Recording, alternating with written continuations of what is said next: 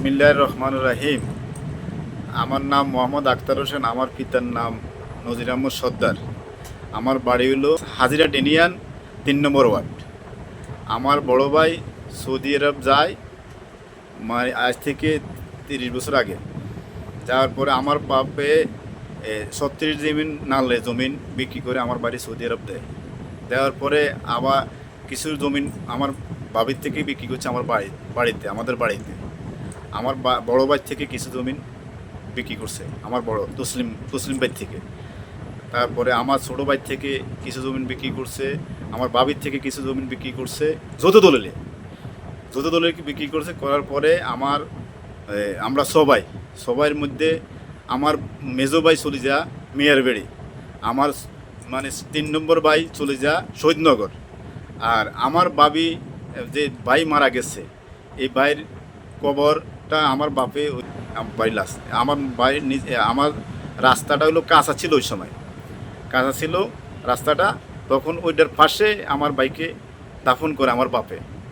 দাফন করার পরে আপনার এখন রাস্তাটা পাকা হয়েছে, মানে চড়া হয়েছে, দেখে যে কবরটা ওটার নিচে ঢুকে যাবে। এই সুবাদে তারা আমার কাছে আসে যে কাকা আমি আমার বাবার কবরটা এখান থেকে আমরা নিয়ে যাব। হ্যাঁ, তো আমি বললাম যে না তোমরা নিয়ে যাই না, কি তো এখানে থাকুক, কত কবর আছে মানে রাস্তার তলে নিয়ে চলে যায় না, এটা থাকুক, অসুবিধা না, তোমরা নিও না। তো আমি তারপরে আমি একটা ছোট চাকরি করি লক্ষ্মীপুর, আমার কর্মস্থানে আমি চলে যাই। তারা এই সুবাদে আসি এই কবরটা কুন্দি নিয়ে যায়। তখন আমি সোশ্যাল মিডিয়া জানতে পারি যে মানে আমি নাকি কবরটা উঠিয়ে দিয়েছি। হ্যাঁ, আমার বিরুদ্ধে নিউজ করে তারা, আমার মানহানি ক্ষুণ্ণ হয়, আমার এটা নিন্দা জানাই। আমার বড় ছেলে তানজিনুর আকাশ, তার সাথে আমার বাতিজা যে কবর খুঁজছে বাতিজা কবির আহমদ, তার সাথে টেলিফোনে কথা হয়। তো এই ভয়েসটা আপনারা শুনেন। হ্যালো হ্যালো, আসসালামু আলাইকুম। এখন কি জি, কবির ভাইয়া নাকি? জি যে ভাই আমি আকাশ, আমরা লগে কিছু কথা ছিল। আমি কইলাম না ছিলাম না তো ভাই। আকাশ কোন আকাশ? ও ও ও কি কি কোন আকাশ চাই আপনি এবার কোন চাই? একটা রুটি। হ্যাঁ হ্যাঁ কি কি আচ্ছা, আমরা লগে কিছু কথা ছিল, আপনার প্রশ্নের উত্তর দেন। কি আপনি যে জায়গার কবরটা উঠাইছেন, আব্বু কি আপনার ঘরে কইছে উঠাইতো? হ্যাঁ আব্বু কি আপনার ঘরে কবরটা উঠাইতে কইছে?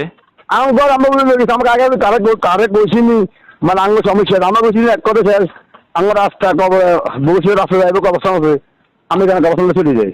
হ্যাঁ, তো আমার এক করে শেষ। আপনার আমরা তো আছি। রেড লাইন ডাক দিছে? হ্যাঁ হ্যাঁ, এলাকার কেউ কি আপনার রেড লাইন কিছু কইছেনি? এলাকে গিয়ে দেবাম আঙ্গ বাবার আমাদের চলে যাই, ভবিষ্যতে রাস্তা চলে যাইব, বাবা অবস্থান আছে আমাদের বাবা চলে যায়। আমাকে আগে কইছিনি যে আমাকে সম্মতি দেয় না, না এই আঙ্গ তো আছে কি।